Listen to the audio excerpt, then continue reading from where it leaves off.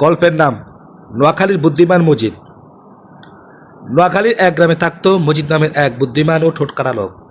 গ্রামের সবাই জানতো মজিদের মুখে যদি কিছু পড়ে সেটা আর ফিল্টার দিয়ে আসে না। সে যেমন সরল তেমনি কিছু তুখোড় রসিক।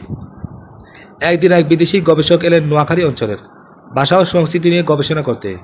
তিনি মজিদকে জিজ্ঞেস করলেন, আপনারা তো ঢাকায় ভালো বাংলা বলেন না, নোয়াখালী ভাষা তো বড় বিচিত্র।